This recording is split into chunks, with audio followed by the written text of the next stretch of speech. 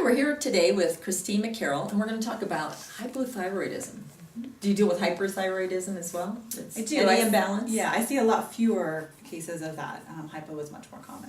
It does. In fact, I know there are recently series that have been out on the internet as well, because it's become almost a pandemic in the United States. Yep. What do you think might be the cause of hypothyroidism, in the degrees we're seeing it today? I think there's a few things. When I see problems going on with the thyroid, I start to unwind. So I don't symptom chase. I always say, what's the root cause?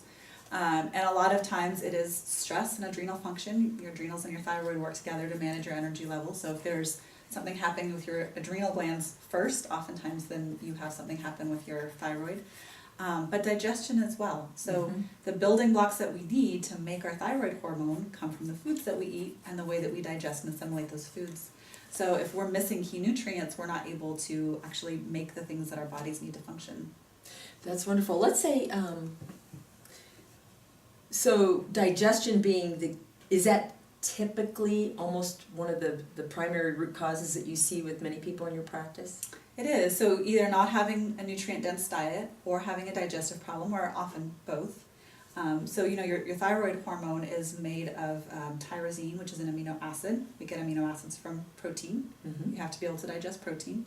And from iodine, which is a mineral. Same thing, if you're not digesting well, proteins and minerals come bound together when they enter the body, and we need to have a strong enough digestive system to break those apart. So if your digestion isn't working, you're not able to get the amino acid component that you need, the protein or the mineral that you need to actually be those building blocks that your body needs to make your thyroid hormone. Fascinating. Now, a lot of people, when they hear protein, they think meat. Let's say I'm a vegetarian and I come to you and I go, oh yeah, no, not doing the meat thing. Where do you have primary recommendations for protein, depending on where someone's at? And is meat always the best choice for protein? I think meat often is, and I actually was vegetarian for the first 22 years of my life, so I really thought that was the way to go, and I read a lot of things that supported my belief system, and then when I began to study nutrition more, I did find that there were some animal products that needed to be included.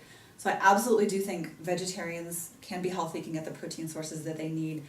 They need to work a little harder at it. They work hard. They have to take some supplementation with it. You really have to pay attention and know how to, which foods to eat, and your digestion absolutely has to be working optimally, because if you're getting your protein from, say, beans, but you're not able to digest those beans, or you're not preparing them in a way that makes them bioavailable to you, you're not getting that nutrition. You're stripped out.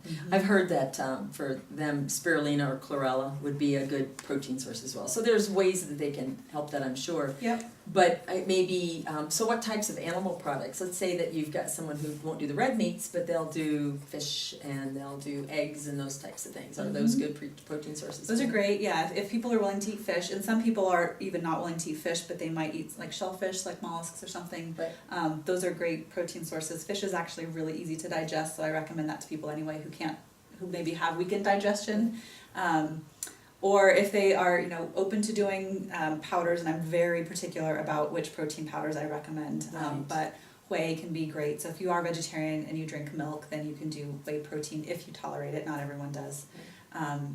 Some of the vegetable-based proteins, again, if your digestion really has to be functioning optimally for you to be able to absorb the nutrients from that. Pea and rice protein can be okay. They don't usually have the complete amino acid profile, but we can pull other things in. But the things that vegetarians do eat, which are usually milk and eggs and cheese, you can get great nutrition from that. I'm really impressed. I can tell that just in this conversation, you're very well educated in your trade, because you're able to meet any client right where they're at with their own belief set and still help them improve their digestion and therefore their nutritional health. Yep. and health. So tell me then, we get to digestion. Let's say you get that cleaned up. Does that alone solve my issue with hypothyroidism?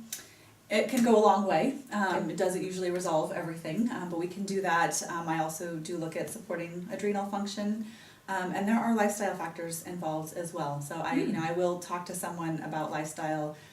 Stress load is a big thing that impacts the adrenals and also does impact the thyroid. Environmental toxins, it's really important to clear your house because those are things that can be triggers for autoimmunity. So some hypothyroidism is just hypothyroidism. Estimates are up to 90% are autoimmune to begin with or become autoimmune. And so, removing things that are triggering to your body are absolutely essential as well. And I don't think people often get that. Today we are surrounded, I remember a show by Lily Tomlin where she was the incredible shrinking woman. It was because of the chemicals in our environment. Yeah. And it was so funny as they went through the average household, you forget how many chemicals can be in your environment. It could be something like your air freshener. And that may be the trigger and you don't even know And you have no idea. Yeah.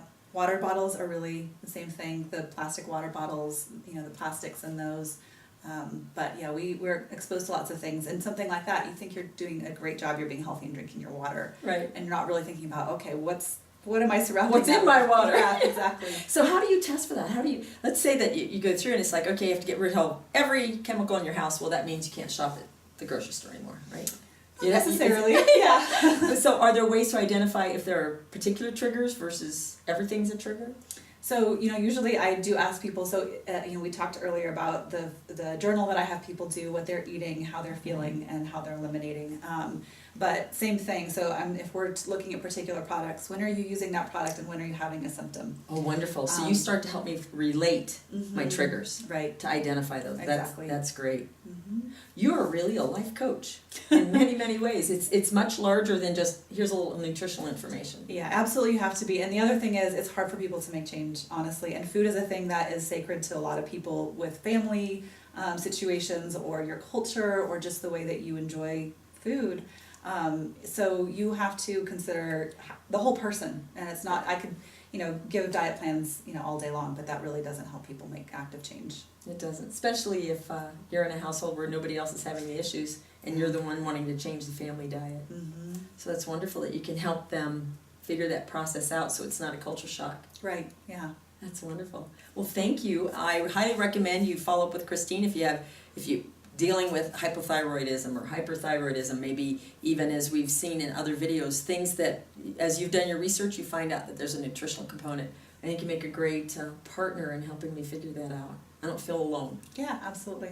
Thanks, Christine. Thank you.